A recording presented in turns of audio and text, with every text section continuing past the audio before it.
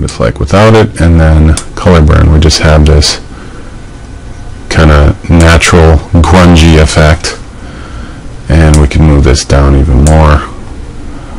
Remember, we also have this going on, so maybe if we try a lighter blend mode, just see what that looks like. It may or may not work, but highlight's okay. Okay, that's not too bad. And maybe just scale that, or rotate it a little bit.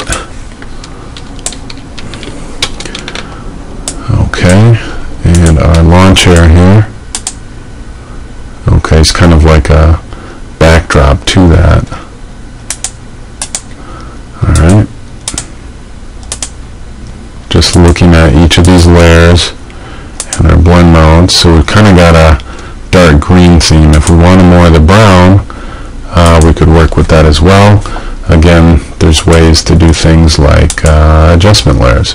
So if we wanted to bring up and have a global change, which is also kind of pendant on the layer placement, we can bring up a, let's see, color balance, which I like to use, and we can kind of hue things towards green just to affect the overall balance beneath this adjustment layer, of all the layers beneath it. It helps kind of glue things together. And you can just experiment around a bit,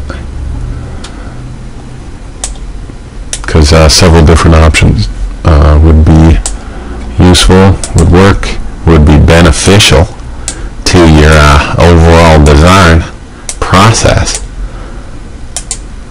Okay, there's our original. Here we have more of the green theme. Alright, so let's move our butterfly layer back here. And if you wanted to mask this, you could either, well, move it above, or you could control or command click to load this selection of the layer, and then we can go to the color balance mask here and then just basically put black as your foreground color and just fill, so alt backspace, and then it's just masking whatever your selection is on this layer. Alright, so I do that a lot in many of my more advanced designs and so forth, but otherwise you can just put it above like that. And right now it's really just kind of a simple natural look right here. You can use maybe as a greeting card or like a nature company. So if you have like I'm visualizing like a shampoo bottle, Bioderm or something like that, you could put in here, or like a waterfall in the background, or maybe some nice vector images with wavy lines associated with nature or something.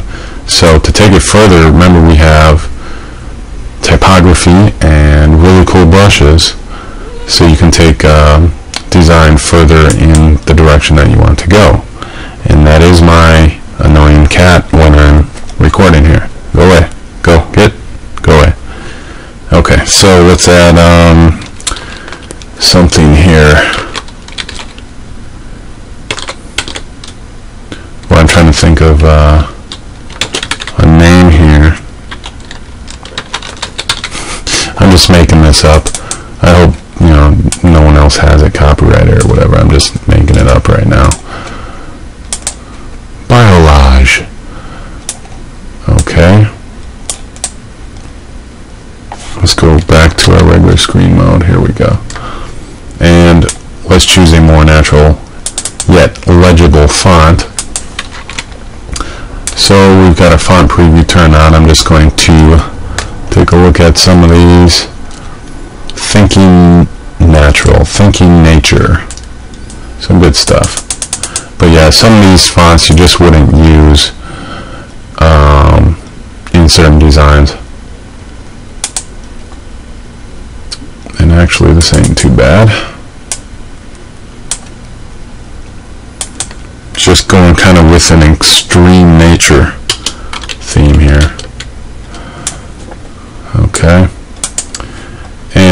that we also have are layer styles, and if we want to isolate this more from the background, let's just go ahead and bring up, for example, drop shadow.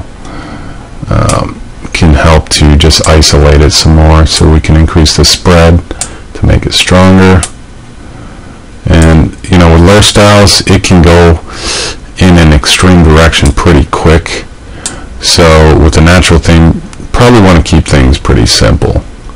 Alright, because we got things going on in the background, but it's subdued. Okay, we could even lower the opacity of the butterfly, but it might be too much. Now if we were bringing in an actual product, which I don't really have available right now, we could kind of make that the central focus point. But if you look at my Madison Avenue design secrets, there's a lot of that stuff going on there. But if we want to make this like the actual product, we could do that. So let me just bring these two up quick. So we would first get an accurate selection, and not going to have time to do a perfect selection here. Let me lower the tolerance a bit. Okay. Add the selection. Just working on a quick selection here. Alright, we can also use our lasso tool on add to selection and just encapsulate these areas here. Okay, that's just going to have to do. Let me subtract this right here and add. Okay, select inverse and just move these over. So if this was going to be our product, we could centralize the focus on this as the product.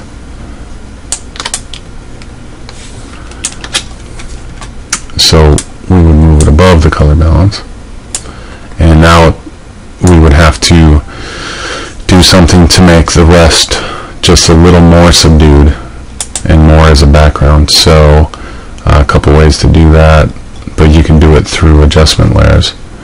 Maybe do gradient fill, or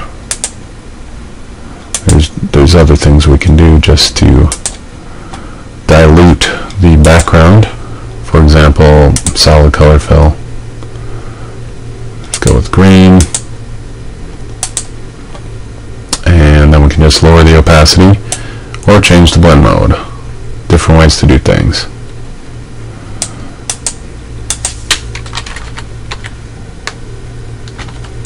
Gives you some more options of things to do, and for example, we could even do a gradient swipe on this with foreground and transparent, just to start bringing in that background. So let's go with radial just to start bringing some of that back.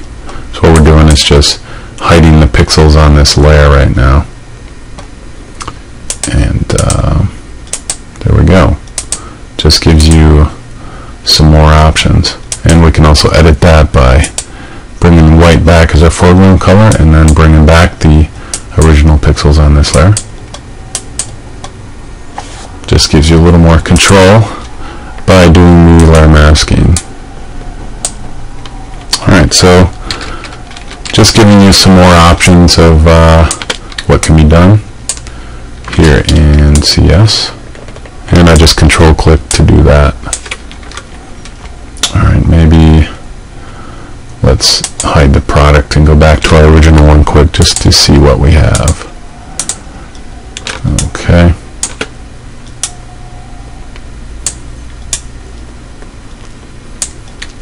And we've got some other layers we're hiding that we can bring in and have as part of the montage.